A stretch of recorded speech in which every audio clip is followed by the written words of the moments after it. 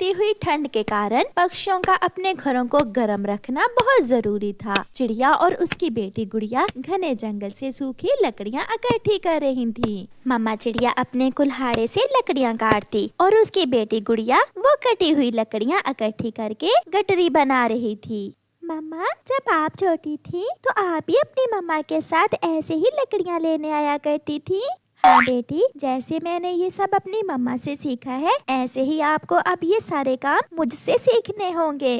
कालू के बच्चे, उठो और जंगल से सूखी लकड़ियाँ ले आओ। ऐसा ना हो कि जंगल से सूखी लकड़ियाँ ही खत्म हो जाएं। काम काम काम, जब देखो कोई ना कोई काम। तुम तो मुझे आराम भी नहीं करने देती हो। ऐसी ठंड में हम दोनों ही मरेंगे अगर सूखी लकड़ियाँ इकट्ठी ना की तो। वो चिड़िया हर रोज अपनी बेटी को साथ लेकर लकड़ियाँ लेने जाती है। फिर कालू कौवा अपने घर से निकलता है। वो उड़ता हुआ जा रहा था कि उसकी नजर चिड़िया पर जाती है। वो चिड़िया के पास जाता है। चिड़िया चिड़िया, मुझे कल से तेज बुखार है, प्लीज आप मुझे अपनी सूखी लकड़ियाँ दे दो। ये सब तुम्हारे काम ना करने के बहाने हैं। आलसी कौवे, चल भाग यहाँ से। आप अपने लिए खुद से लकड़ियाँ भी तो काट सकते हैं। छोड़ो बेटी, हम इसके मुंह नहीं लगेंगे। 2 लकड़ियाँ क्या मांग ली? चू चू ही किए जा रही हो छोटी चिड़िया। देखूंगा तुम भी कैसे इन लकड़ियों से आग जलाती हो। चिड़िया अपनी लकड़ियाँ उठाकर वहाँ से चली जाती है। कालू कौवा भी वो छोटी छोटी लकड़ियाँ जो वहाँ गिरी हुई थी वो इकट्ठी करता है। शाम हो जाती है। गुड़िया बेटी, चले हम नदी से पानी भी आए और फिर घर आकर आग जलाते हैं ताकि हमारा घर गर्म हो सके।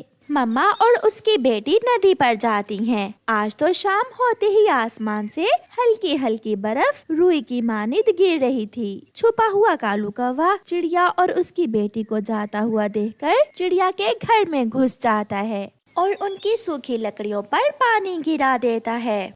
बहुत चू चू करती थी वो चिड़िया। अब मैं देखता हूँ वो कैसे इन गीली लकड़ियों से आग जलाएगी। कौवा वहाँ से भाग जाता है। अपने घर में आग जलाकर कौवा और कौवी बैठे हुए थे। गोरी गोरी, मैंने भी उस चिड़िया की सारी ही लकड़ियाँ गीली कर दी। कालू, बहुत मजा आएगा जब चिड़िया रोती हुई हमारे घर आएगी। गुड़िया बेटी, मैं कब से आग जला रही हूँ मगर लकड़ियों को आग लग ही नहीं रही। मम्मा, मगर हमारी लकड़ियाँ तो सूखी हुई थीं, फिर इन लकड़ियों को आग क्यों नहीं लग रही? मुझे लगता है हमें इन लकड़ियों को आग लगाने के लिए कुछ छोटी लकड़ियों की जरूरत होगी। मैं अभी अपने पड़ोसी से कुछ छोटी और सूखी लकड़ियाँ मांग कर लाती हूँ। चिड़िया कबूतर के पास जाती है। कबूतर भैया, मुझे कुछ छोटी लकड़ियाँ दे दो। मेरी लकड़ियाँ बड़ी हैं, शायद गीली भी, उनको आग नहीं लग रही। मेरी बेटी को ठंड लग रही है। चिड़िया बहन, मेरे पास तो लकड़ियाँ नहीं है, मेरे पास तो हीटर है घर में। चिड़िया वहाँ से चली जाती है। चिड़िया कौवे के पास जाती है।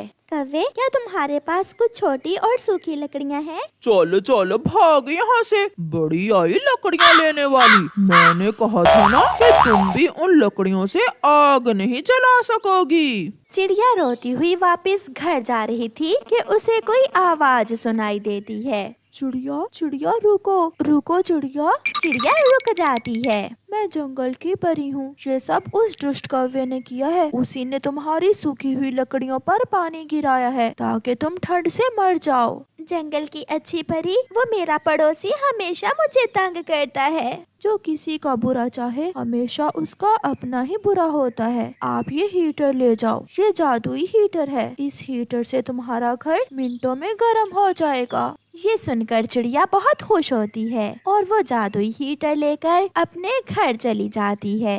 अब उनका घर अच्छे से गर्म हो चुका था। मम्मा, अब तो हमें लकड़ियाँ भी इकट्ठी नहीं करना पड़ेंगी। ये जादुई हीटर तो कमाल का है। हाँ बेटी, उस कौवे ने हमारा बुरा चाहा मगर ऊपर वाले ने हमारी मदद की। फिर वो माँ बेटी अपने गर्म घर में मीठी नींद सो जाती हैं। सुनाओ सुनाओ चिड़िया, रात कैसे गुजरी? मजा आया हम कौवों से उलझने का। तुम्हारी लकड़ियों पर पानी मैंने ही गिराया था। मेरा घर पहले से ज्यादा गर्म था क्योंकि मुझे जंगल की परी ने रात को एक जादुई हीटर दे दिया था। वो हीटर मिनटों में घर को गर्म करता है। चिड़िया वहाँ से चली जाती है और कौवे एक दूसरे का मुंह देखते रह जाते हैं। कालू, हमने तो इसका बुरा चाहा था, मगर अब तो इसे लकड़ियाँ भी इकट्ठी करने की जरूरत नहीं है। लूंगा, आज रात जंगल की परी से मैं भी जादुई हीटर लूंगा।